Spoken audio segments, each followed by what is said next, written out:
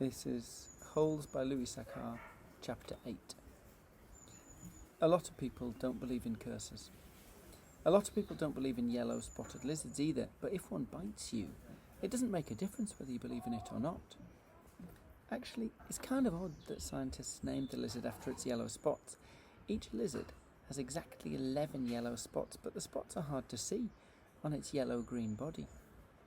The lizard is from 6 to 10 inches long and has big red eyes. In truth, its eyes are yellow, but it's the skin around the eyes which is red. But everyone always speaks of its red eyes. It also has black teeth and a milky white tongue. Looking at one, you would have thought that it should be named a red-eyed lizard or a black-toothed lizard or perhaps even a white-tongued lizard. If you've ever been close enough to see the yellow spots, you're probably dead. The yellow-spotted lizards like to live in holes, which offer shade from the sun and protection from predatory birds. Up to 20 lizards may live in one hole. They have strong, powerful legs and they can leap out of very deep holes to attack their prey. They eat small animals, insects, certain cactus thorns, and the shells of sunflower seeds. Chapter 9. Stanley stood in the shower and let the cold water pour over his hot and sore body. It was 4 minutes of heaven.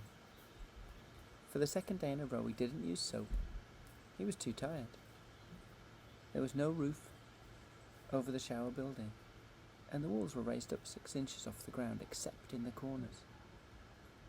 There was no drain in the floor. The water ran out under the walls and evaporated quickly in the sun. He put on his clean set of orange clothes. He returned to his tent. He put his dirty clothes in his crate, got out his pen and a box of stationery and headed to the rec room. The sign on the door said, Rec Room. I'm going to have to explain this because the way it's written is relevant. A rec room in America will be a recreation room, so a room just to relax in.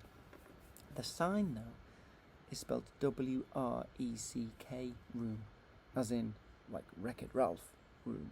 Okay? Back to the story. Nearly everything in the room was broken. The TV, the pinball machine, the furniture, even the people looked broken, with their worn-out bodies sprawled over the various chairs and sofas. X-Ray and Armpit were playing pool. The surface of the table reminded Stanley of the surface of the lake. It was full of bumps and holes because so many people had carved their initials into the felt on the top of the table.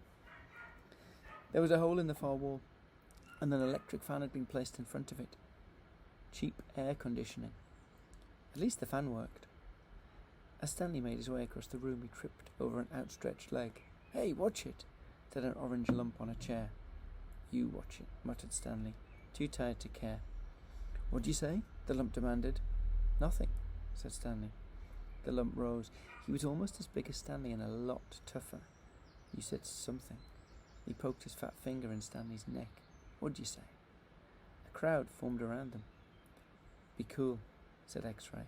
He put his hand on Stanley's shoulders. "You don't want to mess with the caveman," he warned. "The caveman's cool," said Armpit. "I'm not looking for trouble," Stanley said. "I'm just tired, that's all." The lump grunted. X-Ray and Armpit led Stanley over to a couch. Squid slid over to make room as Stanley sat down. "Did you see the caveman back there?" X-Ray asked. "Caveman's one tough dude," said Squid, and he lightly punched Stanley's arm. Stanley leaned back against the torn vinyl upholstery. Despite his shoulder, his body still radiated heat. Despite his shower, his body still radiated heat. "I wasn't trying to start anything," he said. The last thing he wanted to do after killing himself all day on the lake was to get in a fight with a boy called the Caveman. He was glad X-Ray and Armpit had come to his rescue. "Well, how do you like your first hole?" asked Squid. Stanley groaned, and the other boys laughed. "Well, the first hole's the hardest," said Stanley. "No way," said X-Ray. "The second hole's a lot harder. You're hurting before you even get started. If you think you're sore now, just wait until you see how you feel tomorrow, right?" "That is right," said Squid. "Plus, the fun's gone," said X-Ray. "The fun?" asked Stanley.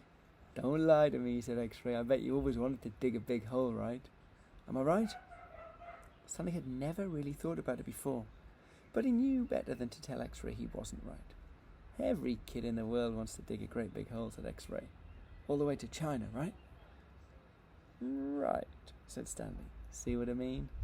That's what I'm saying. But now the fun's gone, and you've still got to do it again, and again, and again. Camp fun and games, said Stanley. What's in the box? Asked Squid. Stanley had forgotten he'd brought it. Paper. I was going to write a letter to my mother. Your mother? Laughed Squid. She'll worry if I don't. Squid scowled. Stanley looked around the room. It was the one place in camp where the boys could enjoy themselves, and what did they do? They wrecked it. The glass on the TV was smashed as if someone had put his foot through it. Every table and chair seemed to be missing at least one leg. Everything leaned. He waited to write the letter until Squid had gotten up and joined the game of pool. Dear Mom, today was my first day at camp and I've already made some friends. We've been out on the lake all day, so I'm pretty tired. Once I pass the swimming test, I'll get to learn how to water ski. He stopped writing as he became aware that somebody was reading over his shoulder. He turned to see Zero, standing behind the couch. I don't want her to worry about me, he explained. Zero said nothing. He just stared at the letter with a serious, almost angry look on his face. Stanley slipped it back into the stationery box. Did the shoes have red X's on the back? Zero asked him. It took Stanley a moment. But then he realised Zero was asking about Clyde Livingston's shoes. Yes, they did, he said. He wondered how Zero knew that. Brand X was a popular brand of sneakers. Maybe Clyde Livingston had done a commercial for them. Zero stared at him for a moment, with the same intensity with which he'd been staring at the letter. Stanley poked his finger through a hole in the vinyl couch and pulled out some more of the stuffing. He wasn't aware what he was doing. Come on, Caveman. Dinner, said Armpit. You coming, Caveman? Said Squid. Stanley looked round to see that Armpit and Squid were talking to him.